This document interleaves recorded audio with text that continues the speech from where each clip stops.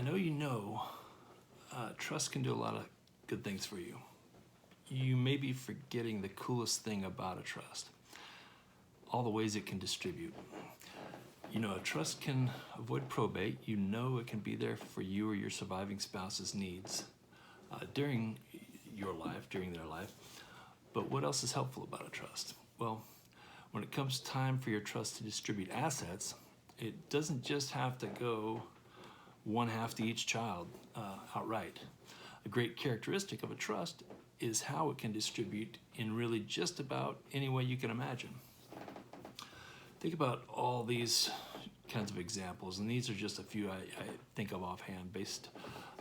These are things you can put on your trust based on your wishes, how you want your trust to distribute. And of course, your trust is a binding document. Your trustee is bound to carry out your trust by these provisions. All these examples, you can distribute to everything he gets to Timothy at age 21. So just based on his age, you can distribute to Timothy 1/3 of his share at age 22, another 1/3 at age 25, remainder at age 30, whatever ages you like, whatever you expect out of Timothy. You can distribute to Timothy or on his behalf for post-secondary, so this is after high school, educational needs, and remainder at age 23. You can distribute to, let's say, in the event Timothy was still a minor, you can distribute to an allocation for a children's trust for Timothy to help his parents out and support his needs until age 18, and then the remainder to Timothy outright. Or for education and needs until he's 18, and then maybe post-secondary education, and then outright when he's 22 or 25. You can distribute to Timothy in a supplemental special needs trust. So this is, if Timothy has special needs, you can distribute on for his benefit during his life, but without disqualifying him for assistance for which he might otherwise qualify. What else have I seen around? You can distribute to Timothy at age 25, provided he can pass a urinalysis test for illegal drugs. Some folks are worried about that. I've seen it in some trusts. You can distribute to Timothy so long as he's not cohabitating with Karen for at least 12 consecutive months prior to distribution. No comment on that. You can distribute to Timothy so long as he has been full-time employed for the 12 consecutive months prior to distribution.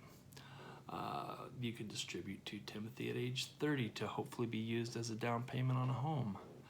You can distribute to Timothy to take care of your beloved border collie Sam, for Sam's care for his lifetime, for your pet, for your horses, for all manner of things, to charities of all sorts and under all kinds of conditions. You can distribute to Timothy when he marries to help with the life start of his choosing. So these are all just some examples. These are by no means restrictive on what you can do, but there are dozens of other ways you can have your trust distribute to your family, your loved ones, your friends. And that's another part of the brilliance of a trust as the center of a good estate plan. So rather than just a document that distributes outright upon your death, it can do so many things during your life and for years and years after your life.